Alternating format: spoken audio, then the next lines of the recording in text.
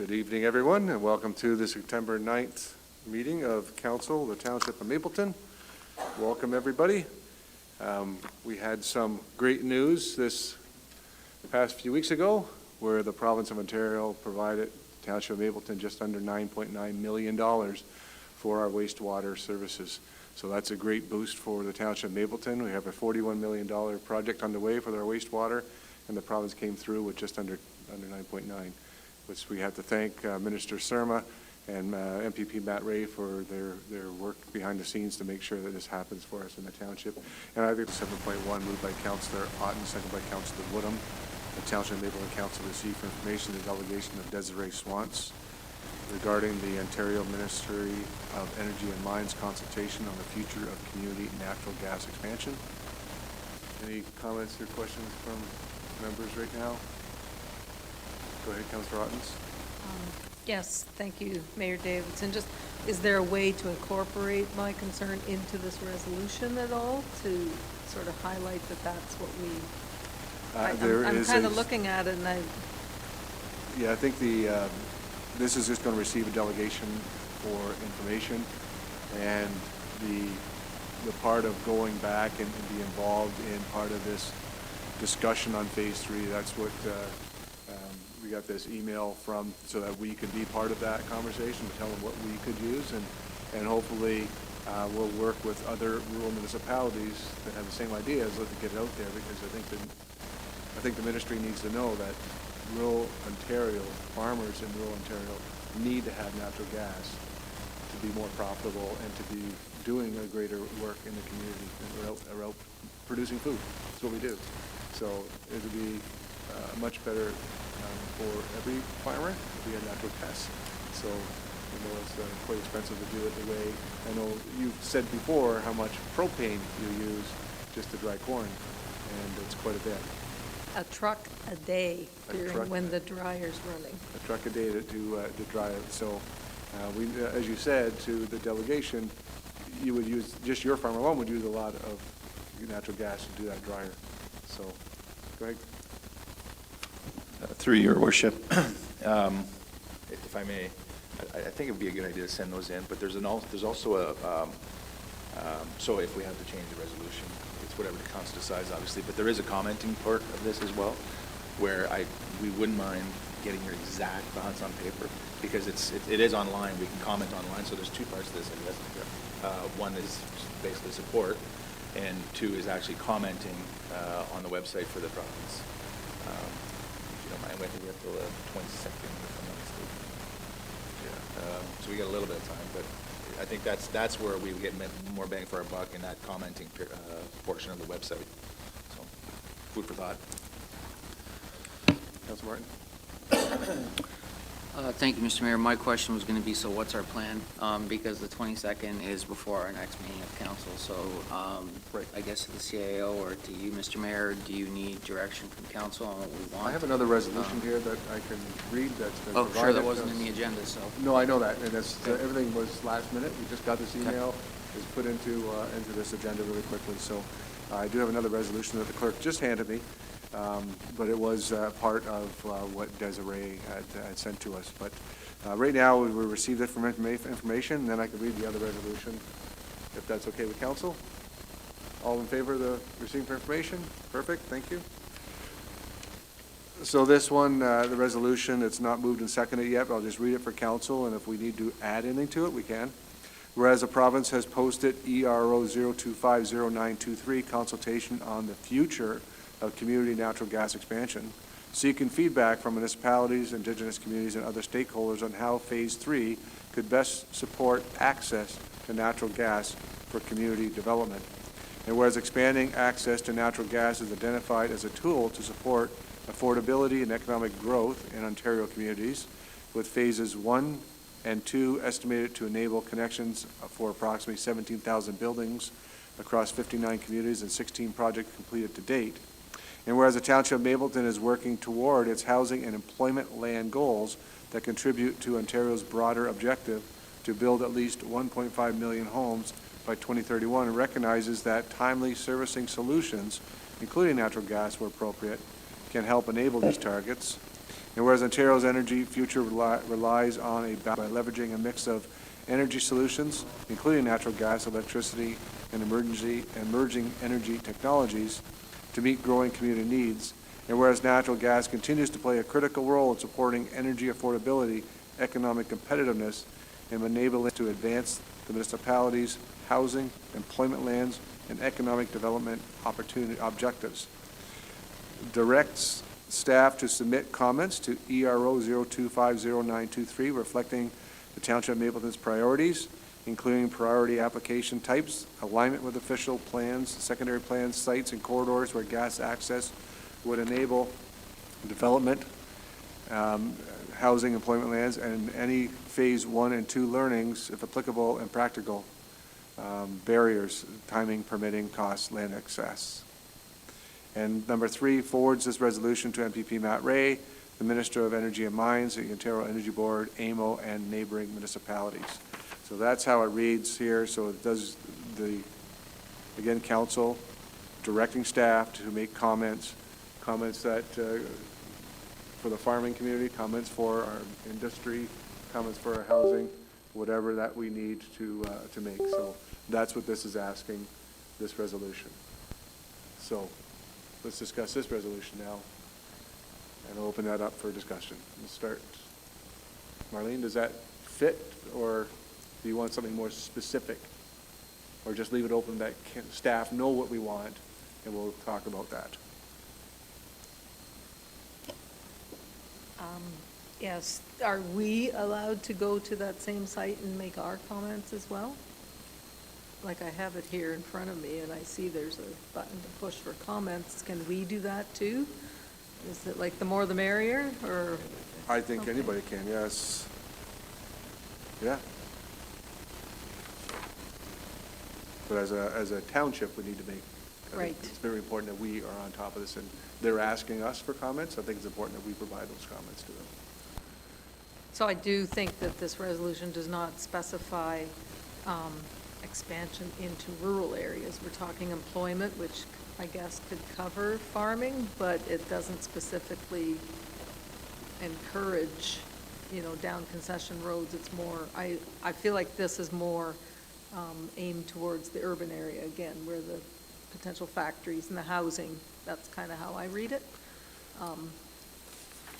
It's right, it's so close to a lot of rural areas, but they just won't go down the next road.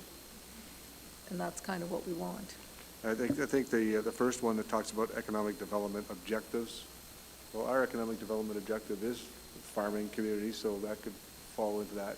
But again, that would have to be specified. These are our type of objectives, because you're right, people in the city, farming wouldn't be one of their economic development objectives, right?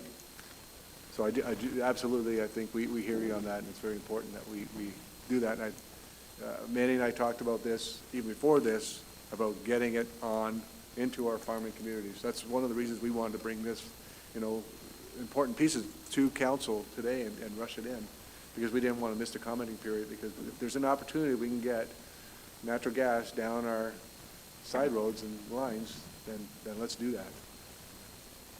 Councilor Martin.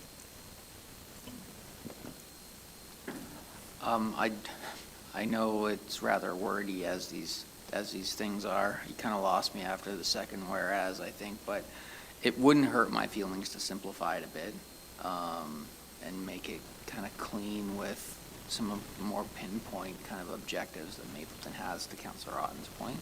Mm-hmm. But I also understand that these things are written in a particular way. But if we're trying to be very Mapleton focused, we could probably make it a little more specific, but We can add a line in that says, and to our rural farming properties, I guess. Is that what I don't know how else to put it. How about we take the fact that it's sent out? Let's see. Well, we need to finish the resolution now so we can actually, right, because it's got to be done tonight, because of the consultation.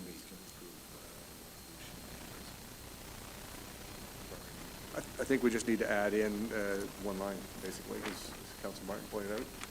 Everything else is pretty well on there. It's economic development, it's housing, it's industry. And we put something specific in here about rural agricultural area. So if on the very first one, it says, support the ministry's consultation on the future of community natural gas expansion and endorses access to natural gas as an option to other energy solutions to advance Mapleton's housing, employment lands, economic development objectives, and, okay.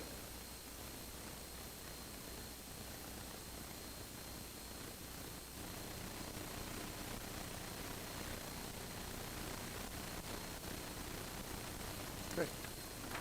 Will that suffice with council then, if we just add in agricultural properties? Yes? Okay. I need a mover and a seconder then, please. Moved by Councilor Ottens.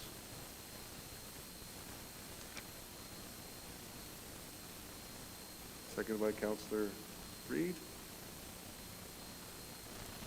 All in favor? It's carried.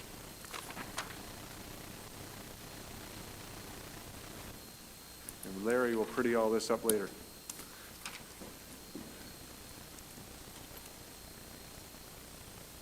Thank you, Mr. Clerk. Now getting back to the agenda. As I moved ahead before, I think I skipped ahead and I actually missed something here.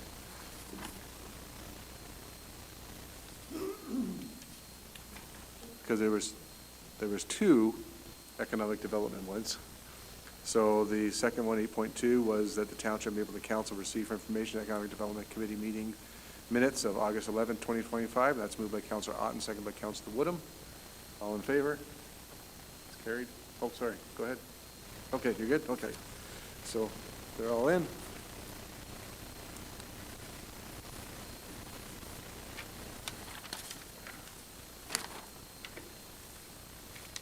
Sorry, Mr. Clerk, they're all messed up in order. We'll figure that out later.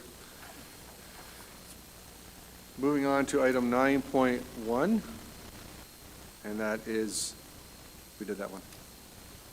Yeah, we did the accessibility one. Wait, okay, we didn't? Okay, I got a shake of the head. Okay. All right, so I have here that moved by Councilor Woodham, second by Councilor Ottens, that Township Mapleton Council receive for information Joint Accessibility Advisory Committee meeting minutes, May 1st, 2025. You can speak to it. I just wanted to mention, for council's comfort, that committee now is well attended, it's professionally run, it's got enthusiastic members, and I think we all remember when that wasn't the case, so it's all's well. Any comments from council? All in favor? Now we're back on track.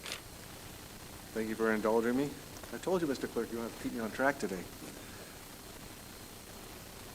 So 9.11, and this is the June 2025 month-end building department report. Mike.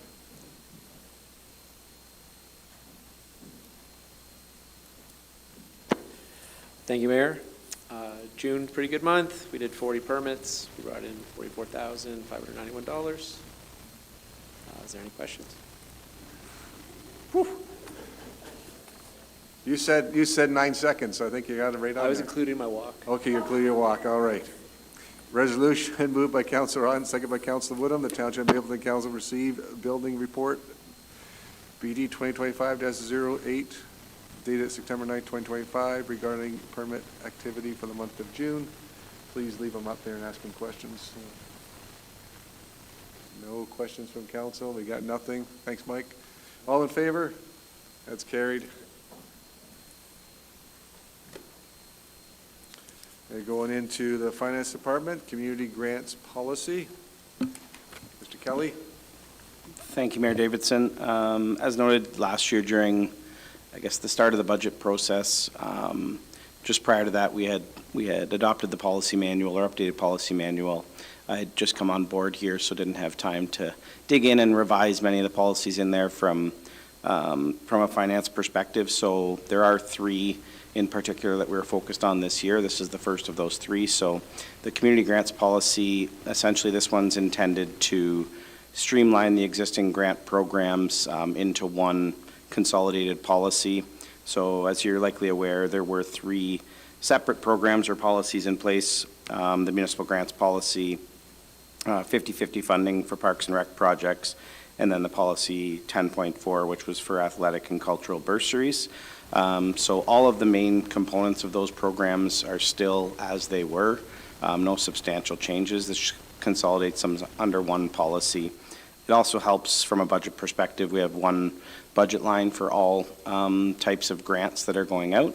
That part already happened as part of the 2025 budget, so one line was included for just under $75,000. This adds kind of some buckets and parameters to it. So with council's approval this evening, if approved, we would release a call for applications for three of the streams of this program, the first being municipal grants.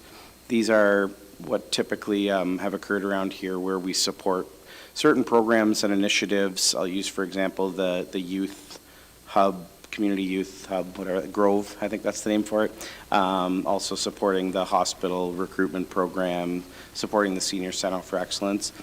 Those types of applications don't require a robust application process, more a letter from those groups indicating that they'll continue to request funding. We would include it in the draft budget. Second is operating grants. These are applications from not-for-profit or nonprofit corporations that would support a project or program or event that has a positive impact on the community. And then the last one is the capital grants, which formerly would have been known as the 50/50 grant program. They're used by service clubs and community groups, volunteer organizations for a one-time capital purchase. We would have that application package available on our website starting October 1st, accepting applications until the end of the month. After that, they would be reviewed by staff and included within the final budget that's proposed for allocations under that program. A lot of work put into it through multiple areas, finance, clerk's department, public works, and parks and recreation, but we feel it's the appropriate step forward and should simplify the process for staff, but also provide additional clarity for council. Thank you, Mr. Kelly. We have the resolution moved by Councillor Woodham, second by Councillor Ottens. That council received for information report FIN 2025-24 regarding the community grants policy, and further that the following policies be hereby repealed. Policy 7.1, municipal grants policy. Policy 7.4, the 50/50 funding for parks and recreation project. And policy 10.4, athletic and cultural bursary.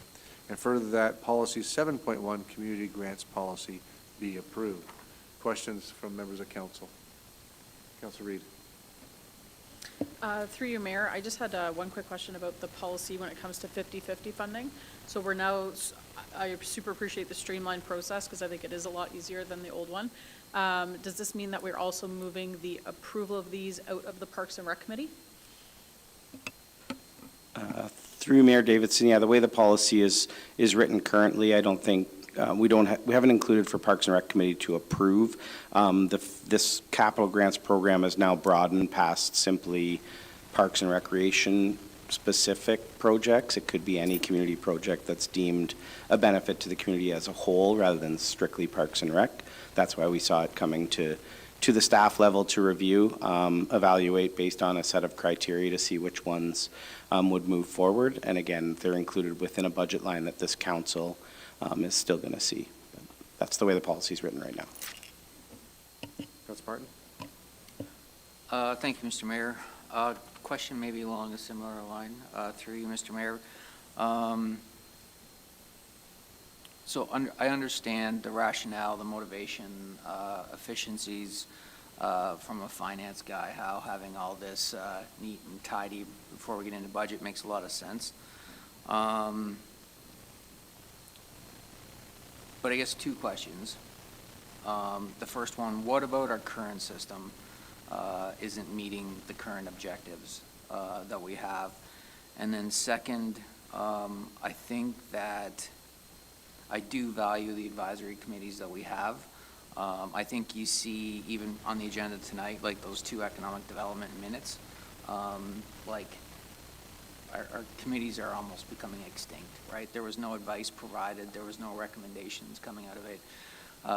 The Parks and Rec Committee has more canceled meetings than we do real meetings.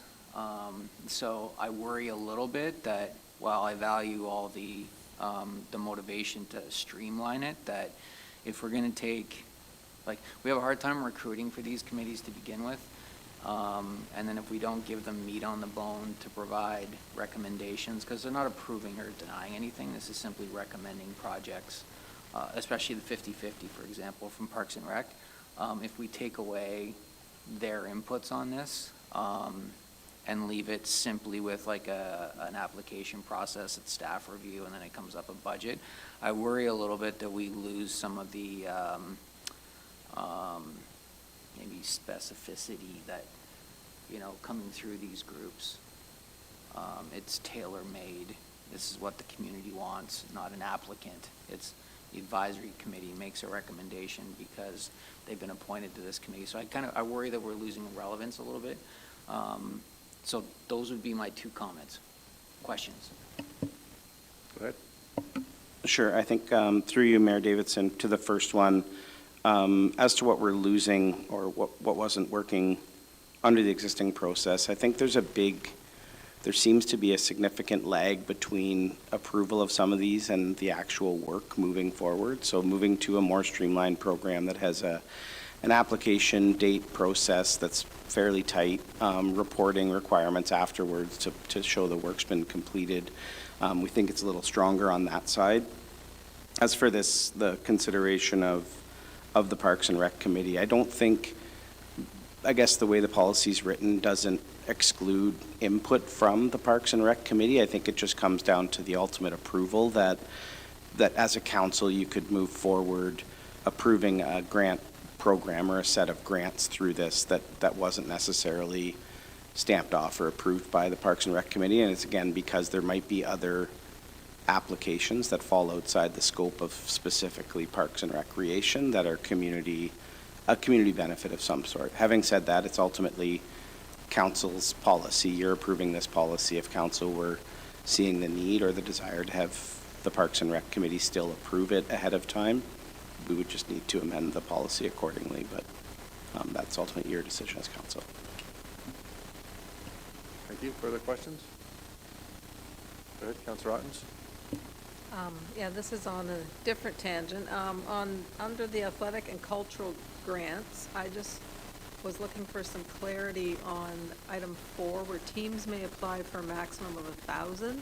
So if a hockey team wins a championship in the past, then each player would come here and get $200. So if there's 10 players, that's 2,000. So does this mean the team is limited to 1,000 and a 10-person team would, each child would get 100, or am I reading this wrong? Through you, Mayor Davidson, no, you're reading it correct. Some of the feedback that was received, again, we did this kind of as a group, not in a vacuum, talking about what's worked and what hasn't worked in the program previously. The allocation that's in there, frankly, isn't a sufficient enough amount that if every player or team were to get the $200 individually, one team would eat up the entire budget. So the options would be increasing the envelope of funding that's made available for these programs, or what we thought was more appropriate, still showing the value and what's been achieved by a team, but giving them a full team allocation rather than 12 separate applications for funding being approved. Okay. Further questions? Any suggestions from council on changing the policy?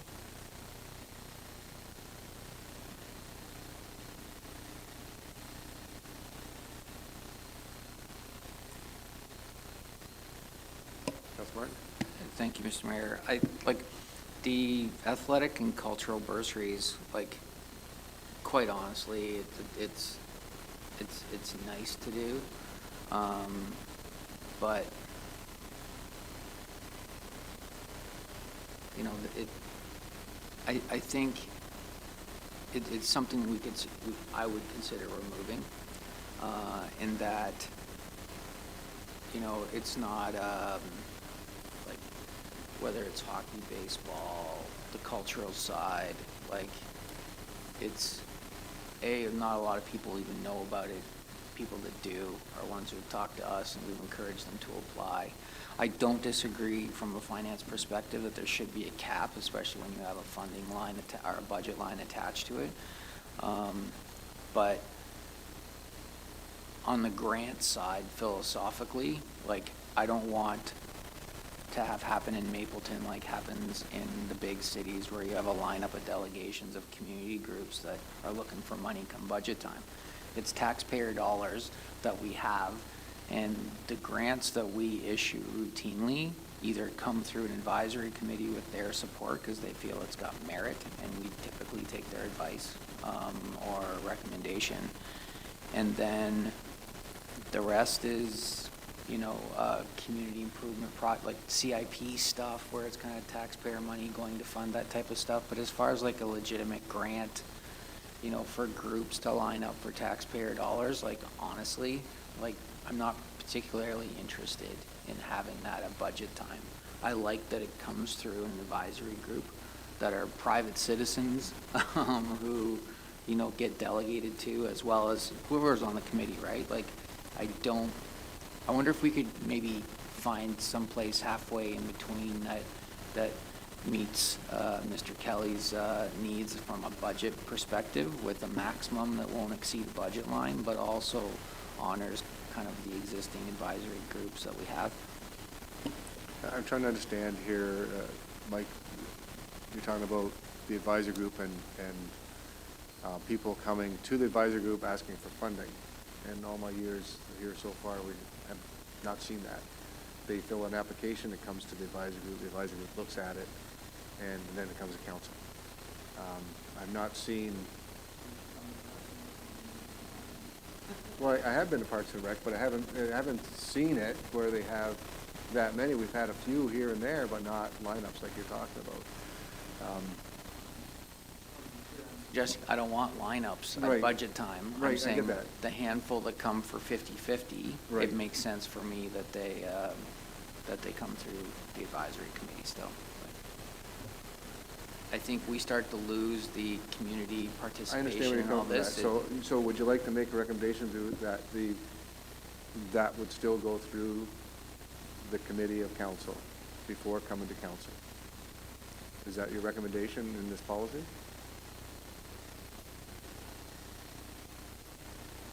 I'm suggesting I like the policy as it is. Okay. And you had made a comment about removing the athletic and cultural grants, being that it's probably past time that we do that. It's because we have to go out and tell people about it because they don't even know about it half the time. So are you wanting to make a recommendation that this be removed or leaving it?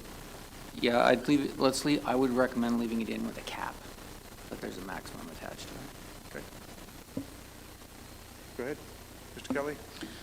Yep, through you, Mayor Davison, all fair feedback. I do think, like amending section D of the policy, that capital grant section, it literally is putting back in a line that's been taken out that talks about the Parks and Rec Committee having the opportunity to review and provide recommendations to staff, and then staff incorporate in the budget. That's not going to be difficult for me to put back into this policy, if that's what we're looking at for an amendment there.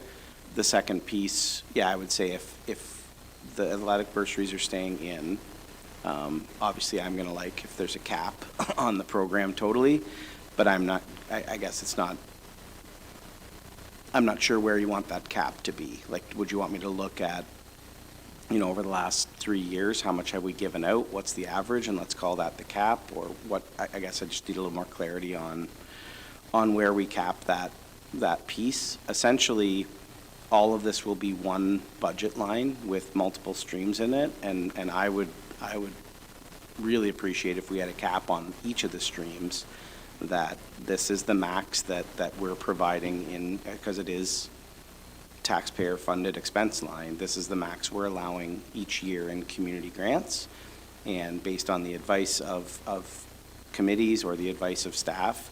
This is what's included in the budget. You might, as council, I would say you probably want to leave some flexibility in that line because there may be a significant event or a significant something that comes up post-budget in a year that you might want to consider. As a prudent financial planning, I'd like to have some room for that. But ultimately, can amend the policy rather easily by adding in the Parks and Rec Committee's input into the process again, the same way it was written in the previous policy. But if we're capping the athletic bursary, athletic cultural bursary, I just wouldn't mind knowing what kind of cap. Yeah, I think that's, I think a cap is important to have, but I think you're going to have to come back with us and give us that average of what that is so we can actually have that discussion of what that cap should look like. So that'd be good. So council, do you want to add in that line back about going to the Parks and Rec Committee? Councilor Reid?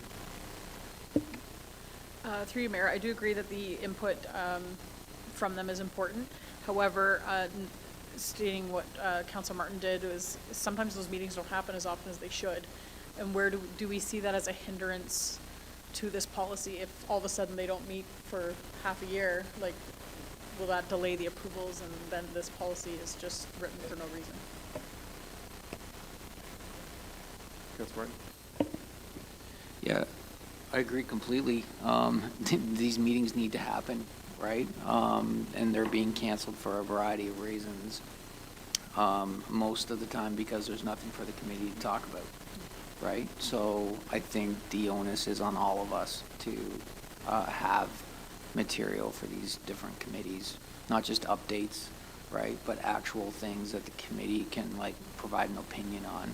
Because that's why council has these committees that are able to provide feedback from people that we value and trust, and that's what we're looking for. And arguably, it's not really happening at the moment, not very much, right? Certainly not from, I'm not trying to critique the Economic Development Committee, but like, there's nothing in those minutes that's useful for me as a counselor by reviewing it, right? Like, there was updates, which is great, maybe great for them, but there's no real feedback or inputs coming to council, which is the overall goal of an advisory committee. So it might just be a renewed commitment to supplying these advisory committees some stuff to talk about and advice, right?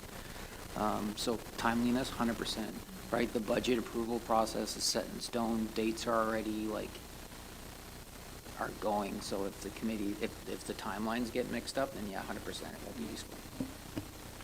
Thanks, Mike, and you and I have had this conversation about the committees and providing that information, and not getting,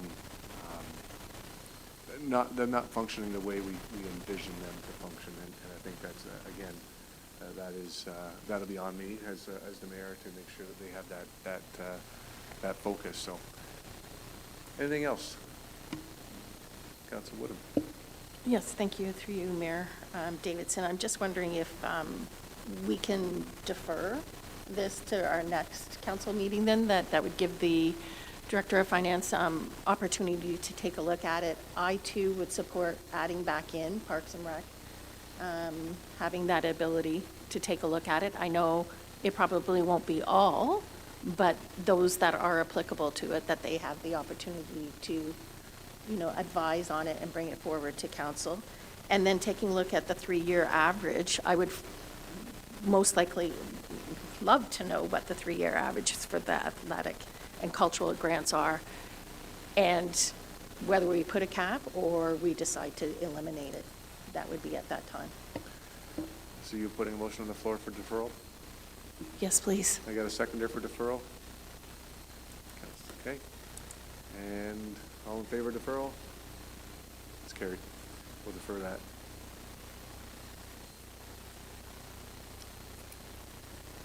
Or I should say postpone that, Mr. Clerk. Postponing it to the next meeting. Okay? Thank you. 9.2.2 is the pre-budget overview direction. Mr. Kelly?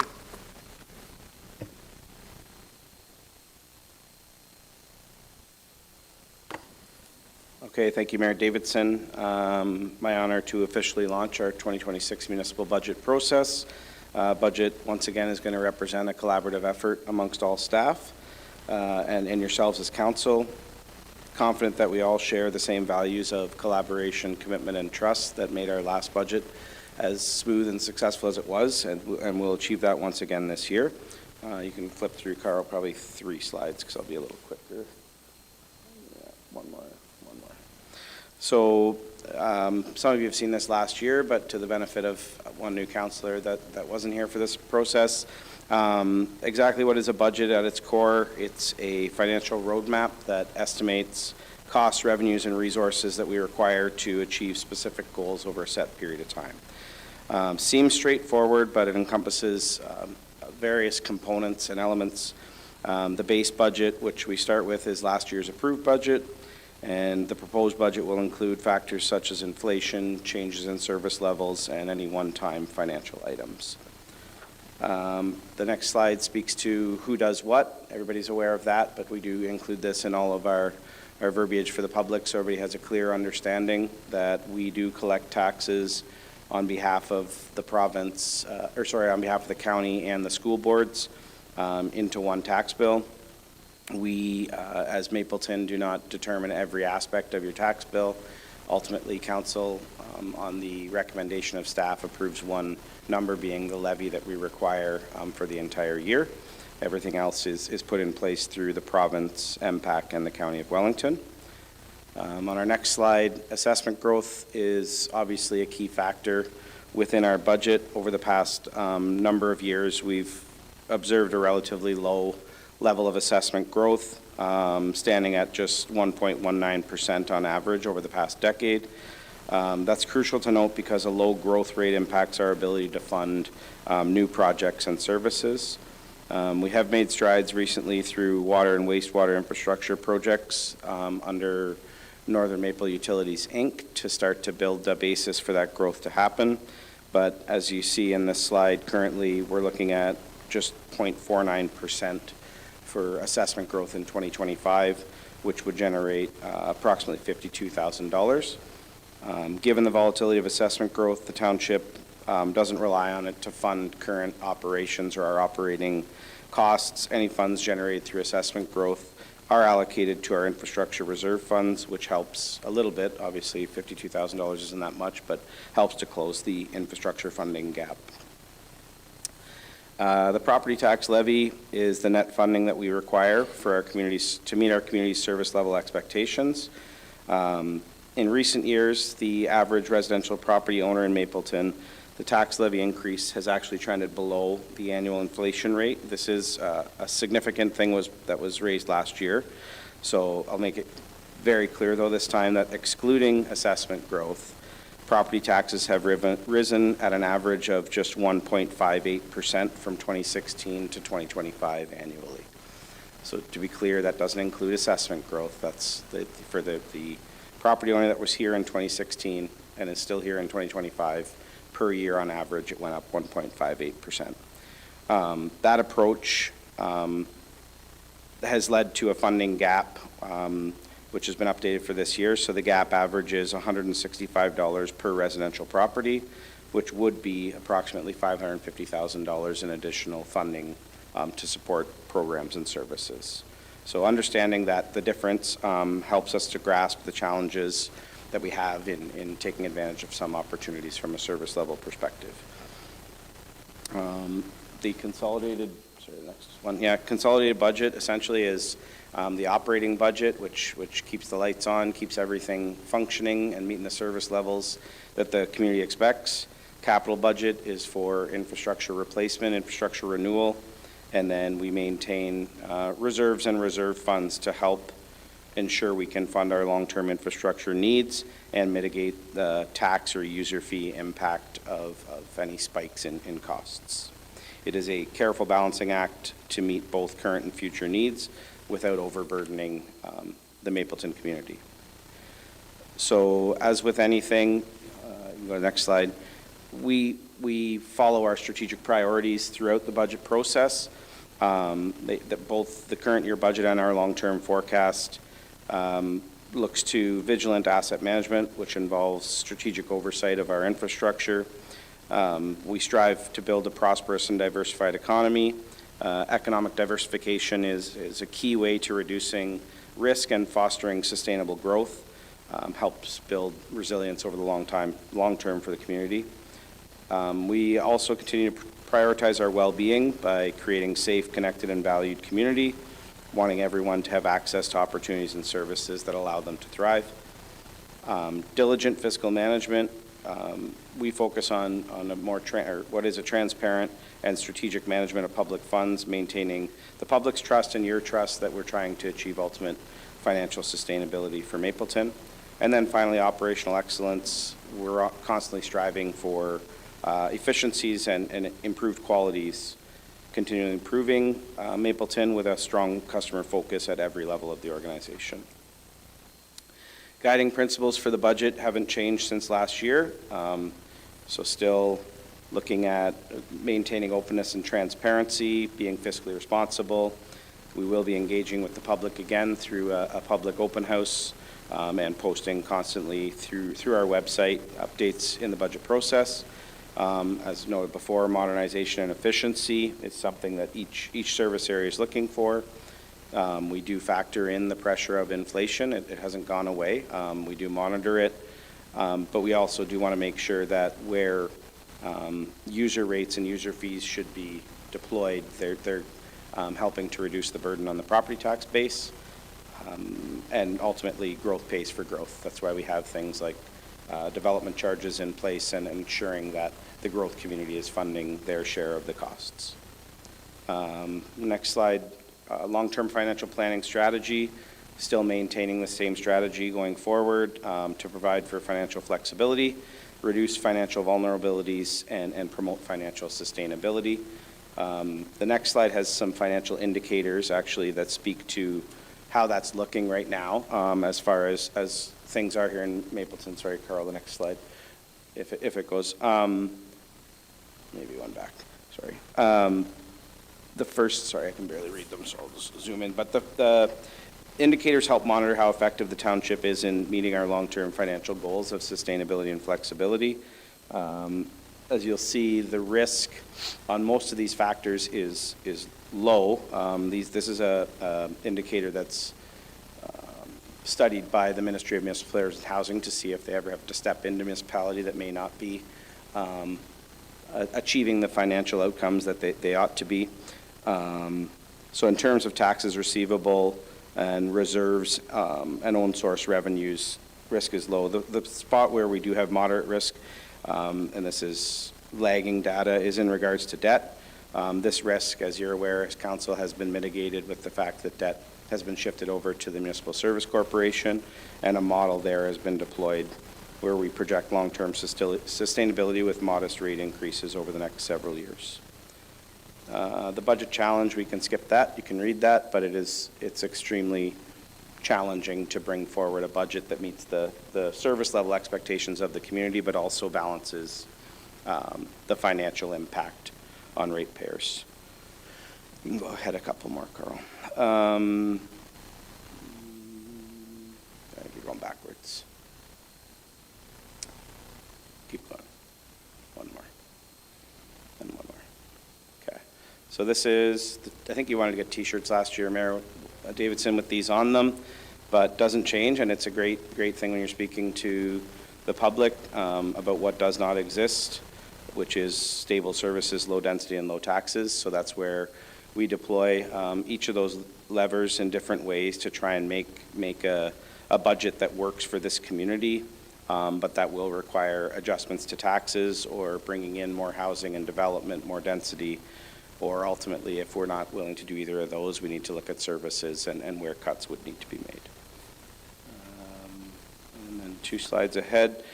Looking at the most recent comparison of municipalities across Ontario, we found these stats were worth noting. The average household incomes in Mapleton are roughly 5% higher than the average across the province, coming out at about $130,000 a household.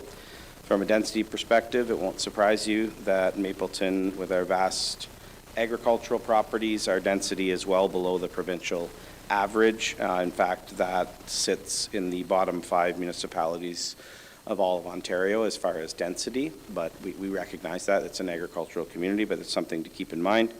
Our net levy per $100,000 of assessed value, so in Mapleton, for each $100,000 of assessment that you have, you're paying $1,200. Across the province, you'd be paying around that same amount, $1,204. So it's not that Mapleton, then again, this is the Mapleton portion, what we control, isn't that far off of the provincial average. Lastly, which we should be fairly proud of, own source revenue across the province is sitting at 73.9%. In Mapleton, we're at 83.2%. So it's building a financial system where we rely on ourselves more than we rely on others. This is why when we do go to conferences, AMO, et cetera, we can say to them, we're not coming with our hand out asking for money. We're finding a way in Mapleton to live within our means, pay for what we need. Obviously, we're still going to advocate for external funding sources where we can get them. $10 million recently doesn't hurt, but it is a way of planning in a sustainable manner to have your own source revenues. Next page, Carl. The pressures facing us, again, inflation. So inflation, the rate that we approved in policy last year is to use the July core CPI median. That measure came in at 3.1% this year. So that means that that's what we use for our starting point in the budget. A lot of the operating budget expense lines, fees and charges that adjust by the COLA percentage, that's the percentage that we'll be using. And then this measure is also used to adjust the salary wages grid based on policy approved last year. We do have, I think I have a slide. I'll get to that one really quick. Yeah, the other piece on this one, service level expectations obviously are growing faster everywhere than what resources can provide. So we do operate a lean staffing model in Mapleton. Mutual understanding between staff and council and the community of service level expectations is very important to providing accurate budget estimates. Still uncertainty within external funding programs. We do get regular allocations under OMPF, Municipal Partnership Fund, Ontario Community Infrastructure Fund, and the Canada Community Building Fund. We'd like to say those are reliable and predictable, but they're always something that the province or federal government could mess around with, so we continue to promote own source revenues where we can. Economic uncertainty, I would love some year to come with a budget and say we're not going to be impacted by economic uncertainty. That hasn't happened in a long time, and I would say the tariff challenges that we have right now have that heightened even more. But we keep those pressures in mind as we build the budget to make sure we're adapting accordingly. The next slide is a graphic that makes sense or hopes to provide clarity why we use this core CPI median measure. As you'll see on here, it's the red line that you're seeing there. So these are all the various different consumer price indices that are used at the Bank of Canada to show inflation. So yellow is the total CPI. For a while, people always relied on the full CPI. It is the most volatile of all of those. It swings wildly. That's why the other measures were put in place to kind of balance that out. Core CPI is known as the most steady of all of them, the red line in there. So at a time, say in 2022, where total CPI was around 7-8%, core CPI was held in the 4 to 5% range. So albeit right now, core CPI is sitting slightly above total CPI. On average, since the measure started in 1996, core CPI has averaged 2.08% annually, while total CPI was above that at 2.13. So just some context there. There's a reason we don't pick and choose an inflation measure. You pick one and you stick with it. You're going to benefit from it over the long term by doing so. Next slide is our distribution of the tax levy. Important for everyone to know entering the budget process. Every dollar that we collect in taxes here, 51% goes to the County of Wellington for the services they provide. 11 cents go to the school board, and the remaining 38 cents is what we keep here to run our programs and services. The bottom left shows you how we use our portion. 62 cents is for our operations, 32 cents for infrastructure, and the other 6 cents is for for servicing long-term debt. And then the last one just shows where the money goes. I like usually to poke fun at Jamie Morgan when he's here. Unfortunately, he's not here tonight, but that big green piece is Jamie Morgan's share of the budget. So 53% is the roads. Transportation services, obviously our biggest cost from an operating perspective. Similar allocations shared between recreation and protective services. So recreation includes parks, rec, arena, programming, everything like that. And that's a similar amount, around 16% to protective services, which is going to be fire services, bylaw enforcement, et cetera. Sorry, you had a question. Yeah, sorry, PK. This slide was updated, ours is different in the agenda. Yes, I'm sorry. And I was meaning to tell Larry that the pie graphs on this slide did get changed. The distribution, I had the wrong slide in there. But we'll make sure, I guess, Larry, in the final version, it's the correct one. Thank you for pointing that out. Okay, the next slide just talks about the impact of a levy increase. So a 1% adjustment to our levy would generate just over $100,000 more in additional funding. That increase impacts the average residential tax bill by $19.12. The levy adjustment ensures that we're meeting our funding needs while balancing the load fairly across our community. And you could see if we were to increase them by 3%, we'd be bringing in approximately $300,000 in additional funding. Next, we'll talk about fees and charges, which are used to kind of offset that reliance on property taxes. You can go to the next slide. Most fees and charges will be adjusted using inflation, which is at 3.1%. However, some have prescribed rate increases. Building permit fees and planning fees studies were undertaken just before I arrived here, so they're being brought online, staged over multiple years. Development charges as well. They'll be adjusted based on some prescribed rate increases. And then moving on, the philosophy behind any fees that we bring in or adjust is about fairness and transparency. We want to show that any new fee is being used for a particular service that one individual or group are benefiting from and not the whole tax base. So clarity on that is critical. In the future years of the forecast, we operate on a multi-year, a budget and a multi-year forecast. So future years are adjusted based on a number of assumptions, including inflation factor across most years. Additionally, above inflation, we anticipate things like insurance, group benefits, utility costs, that these will increase more in the 5% range, is more conservative over the long term. Moreover, we include formula-based funding in the forecast based on any agreements that are in place, but we don't include funding for things that we don't know that might come down the pipe. And finally, user pay divisions such as the building department, the medical center, seniors areas that aren't funded by the tax base, we adjust the budgets to make sure that they reconcile to zero. We should be entering the year planning for them to not impact the tax base at all. And then quickly I'll touch on, we can go one more slide, and one more after that, the 10-year capital forecast. A big document. We try not to have it swing wildly year over year, but it is a living document that has changes throughout the year based on prioritization of projects. We update it annually based on new information that may come from legislative changes, market conditions. We also rely heavily on the asset management program that's led by Amon and information that comes out of that, and adjust the capital forecast accordingly.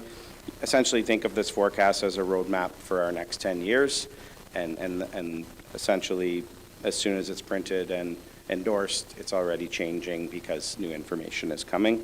But we need it to ensure we have funds in place when we need them. Important on this slide, I guess, the graphic, those two big spike years, that and the giant blue, I believe, color that's in them, that's if we were to do major renovations to the PMD arena, and the blue columns are external grant funding. So essentially, we would have a giant increase in our capital forecast in those years, but we would only have it if we got external funding to put in a significant investment into that facility. Next is something we had promised last year at the budget time, was to use a capital prioritization framework. You can go to the next slide. So this scoring matrix was put in place just to look at the capital projects and evaluate them against each other. It's very hard to say this project's more important than this one, but if you do have a set of criteria established, we're able to weight them, give them scoring and justification as to why a project would be moved ahead rather than another project. Essentially, it supports the whole idea of evidence-based decision-making. So the 5 criteria that we're using to evaluate them are the risk of failure, if there's any requirement for regulatory compliance, if there's a health and safety impact, if there's access to external funding, and how it aligns with the overall strategy. So each project scored by staff, weighted, and then that evaluation is used to bring them forward, and we're happy. I think a good time maybe during the budget workshop this year, we can show council how we're using it. Again, this will be our first year using that tool, so it's not going to be perfect out of the gates, but it'll be a good tool to use moving forward. Reserve fund, sorry, I'm almost at the end here. Reserve fund framework. So this year we've been working to update our current reserve fund policy and reserve fund framework. It's over 5 years old. It's a good time to look at it. So quickly touch on some things to expect. Our primary aim is to boost transparency within our reserve funds and what they're there for, ensuring that they're in sync and aligned with the 10-year capital prioritization framework and asset management program. 3 key modifications that you'll see is we'll have clear separation between an operating reserve and an infrastructure reserve. So infrastructure reserves are going to be in place to sustain our asset management program and our needs over the long term. Operating reserves are the ones that are built to have funds there for unexpected events that happen. So your infrastructure reserves are going to be your larger ones. Operating reserves are going to be specified for certain areas. Next, you of council have always seen the capital reserve identified as the capital reserve. So moving forward, it's going to be split out into how much we actually keep in there for each of the various infrastructure areas. How much is in there for roads, how much is in there for parks and et cetera. So you'll see some more clarity there. And then every reserve and reserve fund is going to have updated language on a clear definition, sources, so where money comes into those reserves and reserve funds from, where it can be used and who has the authority to draw on them, and then a target balance which we should be trying to achieve or maintain. We're not going to try and hit a target balance in the first year by jacking up the transfers to reserves, but it's nice to know where we're headed towards. They don't only align with our financial strategy, but they also support the overall goals of sustainability and flexibility. Next is service level changes. You can go ahead, sorry, 2. So service level changes, a lot of times people think of them as new staffing. That's what a service level change is, but it can come in many formats. One is service expansion. So if council were to, it was your wish to expand the level of service that we provide in certain areas, you would see us come forward including that in the budget. I use the example, but we already do crack sealing. But if we hadn't done it before, a crack sealing program would be a new service level. It's not specifically staffing. It could be a contract that we have that we never had before, but we would identify that for you. Service reductions are also an option. So if there's budget constraints or there's lower demand for a service, we may bring that forward, or council could ask us to look into certain areas where there might be the demand isn't there anymore. That would come back as a service reduction. Enhancement, so if you want faster, better, stronger, that's an enhancement that's going to cost tax dollars, usually another service level change. And then there's always pilot programs, things that we bring in place. We attempt for a few years to see if something sticks, and we should be using that going forward. And it's not firm and within the budget forever. It's a pilot program for a couple of years. And then I'll wrap up just with the timeline. So we have a pretty aggressive timeline, but we know as staff that it is achievable on top of all of the other demands. So tonight is the first just overview of where the budget process is going to go. After tonight, we've already been working on a number of pieces of the budget, but over the next couple of weeks, we have internal budget meetings with each department. Our very next meeting, the draft fees and charges bylaw will be brought forward. We need to know what those fees and charges are so we can update our revenue forecasts. Finance will take it back, put it together, consolidate it, and then bring it to our senior management group for their review and feedback. It's good to have that whole group have a holistic view, not just their area. We all need to know each aspect of the budget. And then October 14th, which we did last year, is like the official tabling of the budget. So again, the purpose of that is to put the document, the first draft of the document, in front of council and the public for everyone to chew on. The expectation isn't that we have debate or deliberations on it that night. It's here is the draft budget. A week from then, we have a council workshop to run through some elements of it. And then following that, a public open house at the PMD Arena. That's scheduled for November the 3rd, so we'll promote that. And if you want to promote that amongst your own channels, an opportunity for the public to engage in the process. But we're targeting having the final budget presented and approved prior to the end of the year. Optimistic that we could hit the November 25th meeting, but always keep a backup plan. There's one meeting in December, but we achieved it last year, and I'm confident we can do it again this year. So that's it. Sorry for the long presentation, but it is important that everybody understands the budget's a lot of work, and probably every other department does very important things, but one of the most important pieces of the year for you guys is approving that budget, because ultimately it is what enables us to do what we do. So thank you for your time and attention. I'll take any questions. Thank you, Mr. Kelly. The resolution here moved by Councillor Otten, second by Councillor Woodham, that council received for information report FIN 2025-23 regarding a pre-budget overview and direction, and further that staff be directed to compile the operating budget, including a cost of living adjustment of 3.10% as per policy 1.25.5, and further that the draft budget be tabled for council consideration in October 2025. Questions for Mr. Kelly from council? Councilor Reid? Through you, Mayor, more of a comment than a question. I just want to say, as a taxpayer and as a councillor, I really appreciate the time and effort put into these reports. Anything further? All in favor? It's carried. Thank you, Mr. Kelly.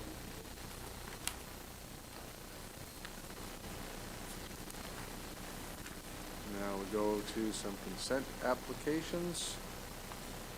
9.31, moved by Councillor Martin, second by Councillor Reid. That Council of the Township of Mapleton support consent application B42/25 as presented on lands described as part lots 18 and 19 and part of road allowance lots 18 and 19 concession 8 with the following conditions: that the owner satisfy all the requirements of the local municipality, financial and otherwise, for the proper and orderly development of the subject lands, including but not limited to the outstanding taxes. That payment be made of a fee of $505. A copy of the deposit reference plan be submitted to the township, and further that council authorize the planning and development manager to file with the Secretary Treasurer of the Planning and Land Division Committee at the County of Wellington a letter of clearance of these conditions on completion of the same. Questions or comments? All in favor? Carried. The next one we have here is moved by Councillor Reid, second by Councillor Martin. The Council of the Township of Mapleton support consent application B45/25 as presented on lands described as part lot 21, concession 14, with the approved conditions. We don't know what those conditions in the past. And further, that council authorize the planning and development manager to file with the Secretary Treasurer, the Planning and Land Division Committee at the County of Wellington a letter of clearance of these conditions on completion of the same. Questions or comments? All in favor? It's carried. Next, we have 9.4, which is Recreation Department. Amy.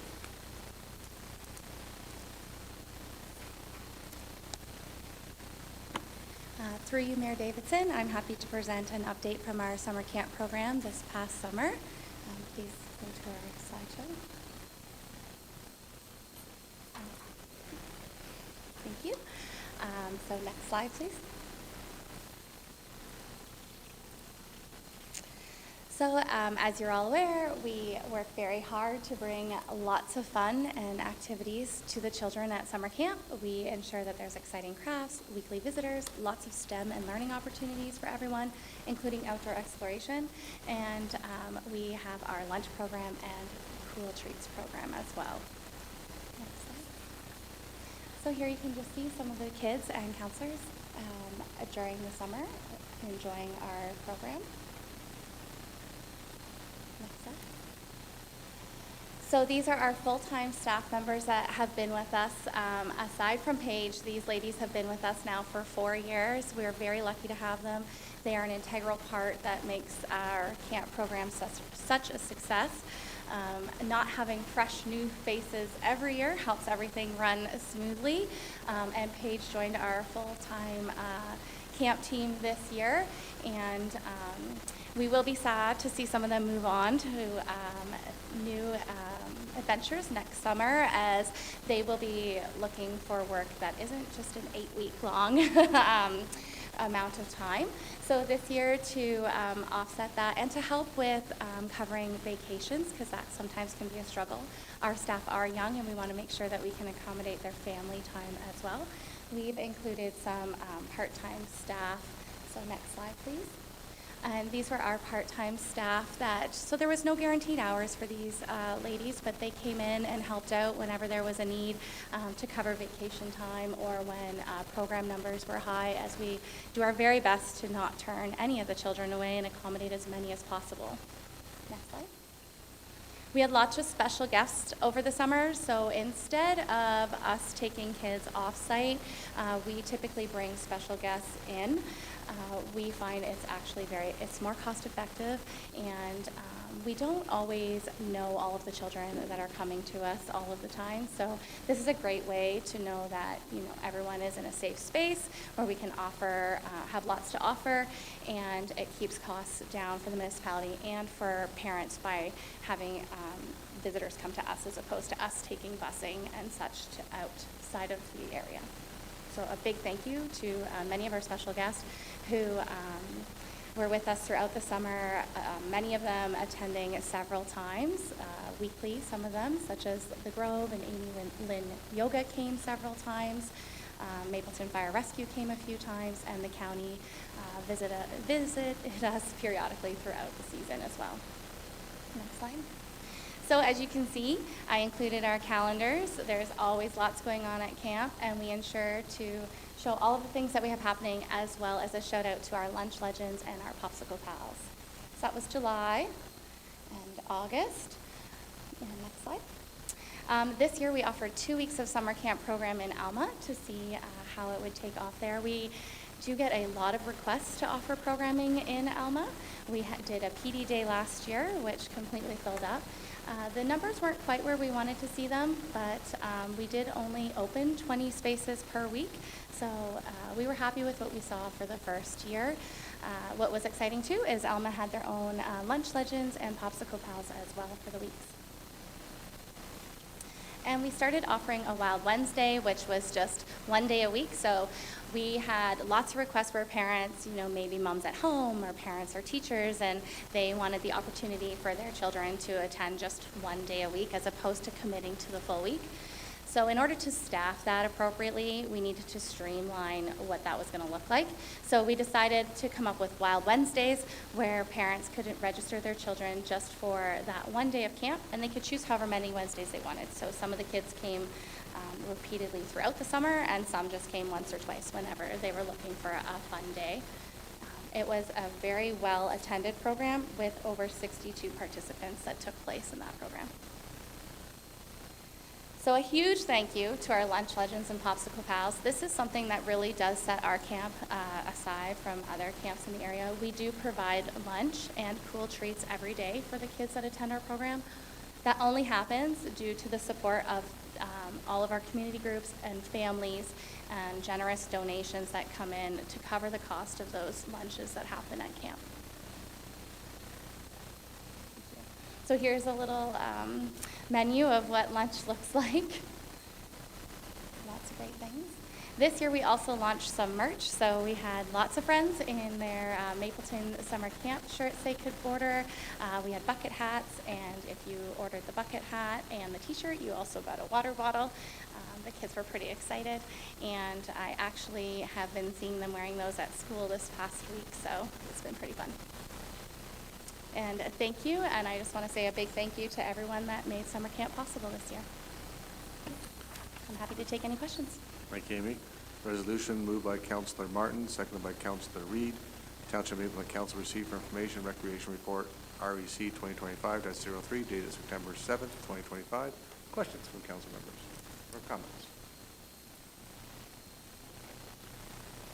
Councillor Ottens.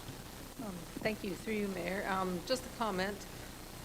All the staffing that you have, it's wonderful. They all look like very capable young women. I would love it if at some point there would be a male counselor in there, just because it sets such a good example. I know that's nothing you can control, but it would be really nice to see that at some point in the future, because that's a good example for the kids, right?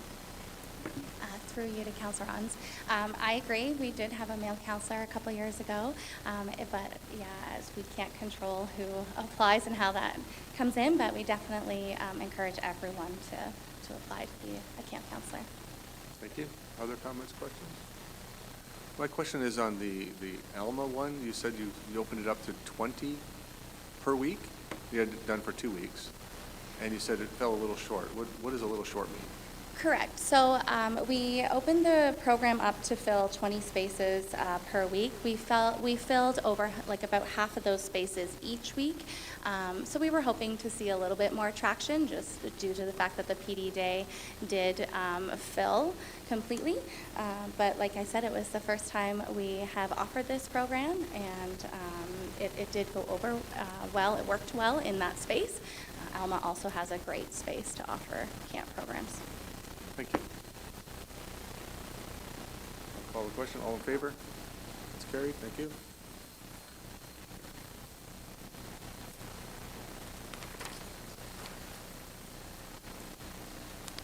.1 is our moved by Councilor Reid, second by Councilor Martin, that bylaw number 2025-041 being a bylaw to amend zoning bylaw 2010-080 for the Township of Mapleton be hereby read a first, second, and third time and finally sealed or passed this 9th day of September, signed by the mayor and clerk and sealed with a corporate seal.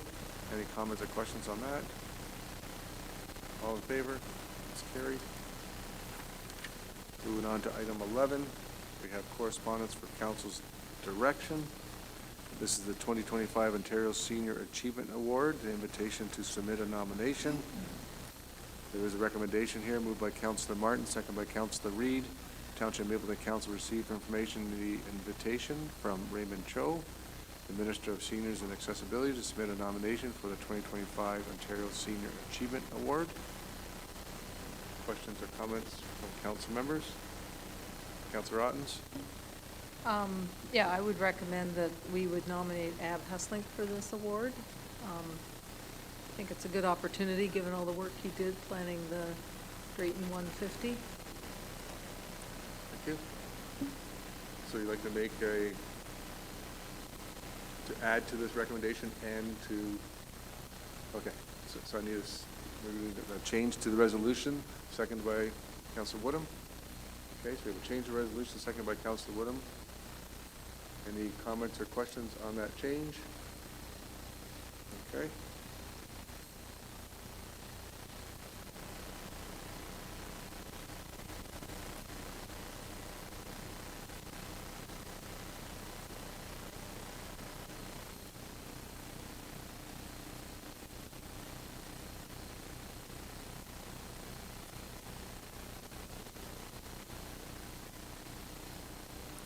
I just put in here that Township of Mapleton nominate for the award, and I put in the nominees app. Okay? So any further comments or questions on this with the alternate? All in favor? That's carried.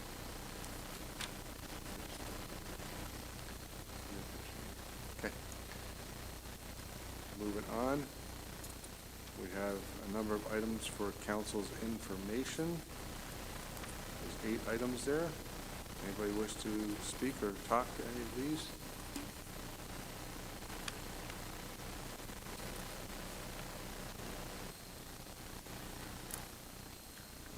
You know, you're right, Patrick. I do like this setup. I can see everything and everybody. It's just perfect. Yeah.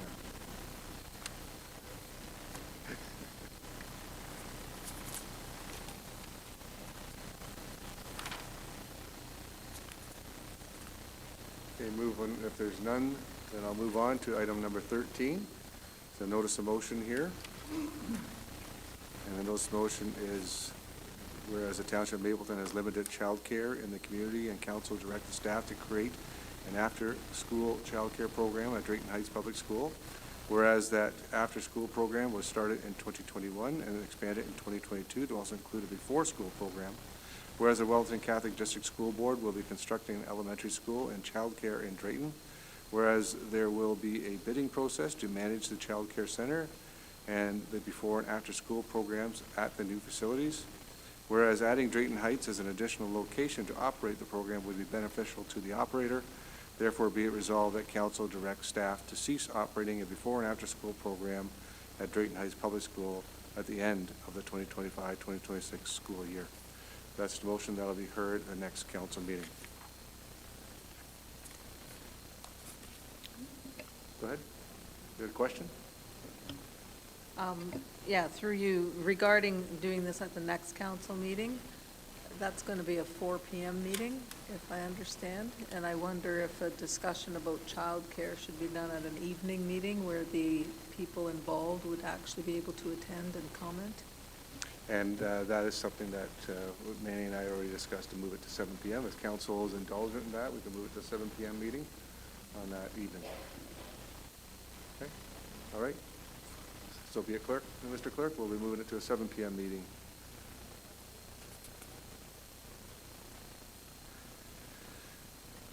So other business, sorry, Councilor Martin. Could I suggest, instead of moving the meeting time, maybe just hearing this notice of motion at the following meeting? There's probably no rush for this, right?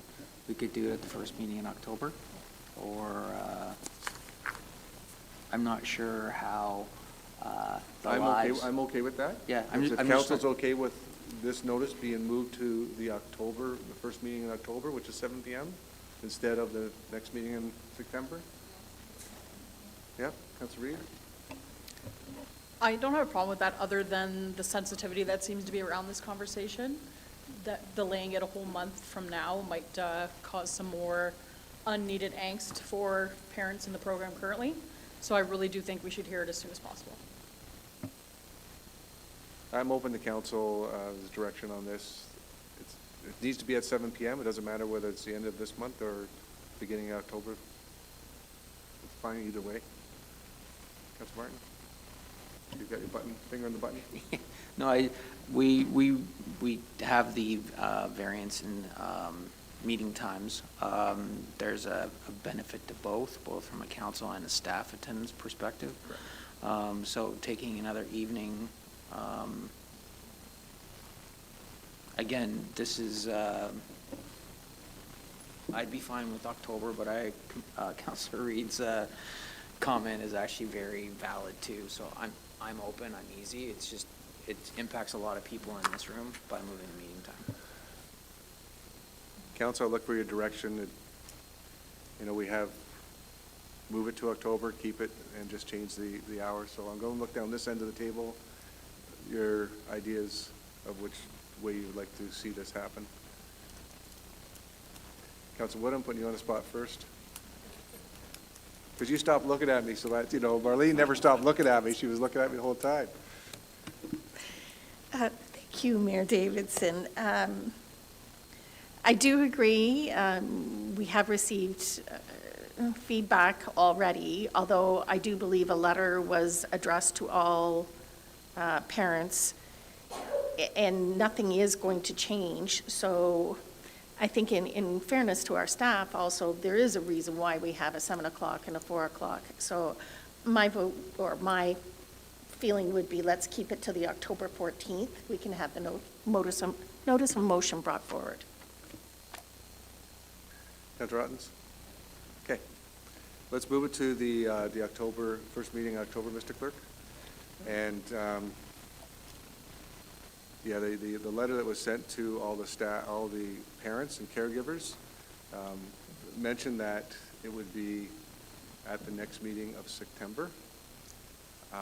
If we can have staff, Mr. Barron, notify the parents that it's going to be moved to the first meeting in October instead, that'd be beneficial.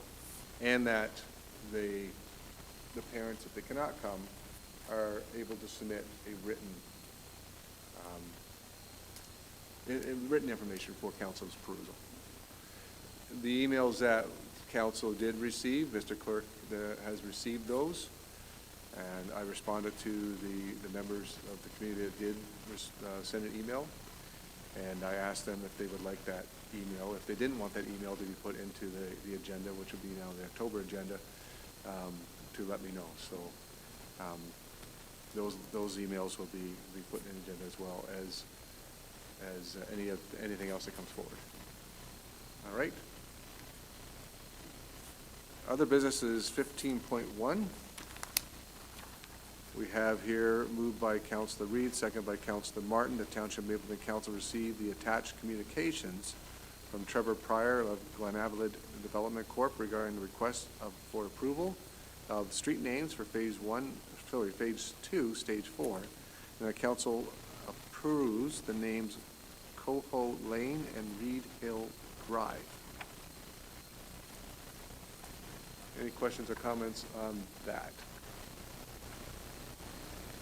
All in favor? It's carried. As we are in other business, is there any other business? Councilor Martin? Councilor Martin? Thank you, Mr. Mayor. You started to talk about already this room. We should probably, it's the first time I've been in a meeting here, so I think it's very tasteful, very well done. I know there's probably numerous staff members that put a certain interior designer in here somewhere that it's very well done, and I like it. I think it's will suit us very well moving forward, so thanks to those who put the time in. There's a little more work still to be done, but you're right, it's a fantastic look of the new room, and thank you, Mr. Barron, for spearheading this with staff to get it done. Councilor Reed? Thank you, through you, Mayor. It is part of my duties on the Board of Directors of Crime Stoppers. It's Crime Stoppers Awareness Month. And one of the things they'd like to do with the townships is a informal flag raising. And I was wondering if it's something we could coordinate with council, possibly even just for 5 minutes at our next council meeting, to have Sarah come out and do a impromptu photo with whoever can attend during that time. Yep, so at the 4 o'clock meeting? Yeah, I think I can make that work with her. We have a meeting tomorrow, but I was hoping that we could just take 2 minutes outside to do that. Yeah, thank you, and we've done that in the past, and it'd be nice to do that again. And maybe Sarah would like to do a presentation on Crime Stoppers while she's here as well. Okay, thank you. Anything else for other business?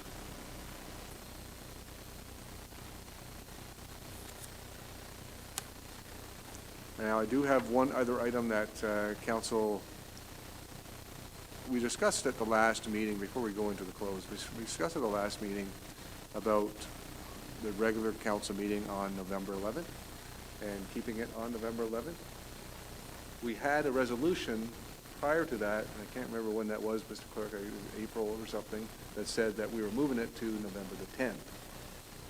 So we have a resolution that's on the books, the 10th. We discussed it to leave it at the 11th. So I do have, Mr. Clerk has provided me a new resolution to confirm that we're going to do it on the 11th.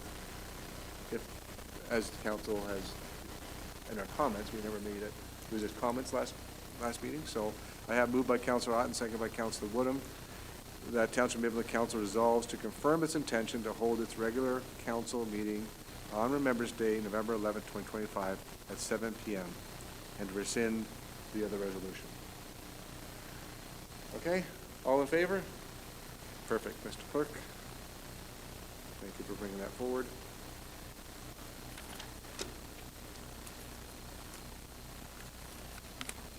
.1 is moved by Councilor Martin, second by Councilor Reed. The Township Mapleton Council move into a closed session to consider the following subject matters: position or procedure to be applied on behalf of the municipality. All in favor? Okay, hold on. Okay, I'm changing this. The Township Mapleton Council move into closed session to consider the following subject matter: commercial information supplied in confidence to the municipality, which, you made it a lot longer, Mr. Clark. which is disclosed could reasonably be expected to prejudice significantly the competitive position or interfere significantly with the contractual or other negotiations of a person, group of persons, or organization. All in favor? We'll take a 10-minute recess and go into closed.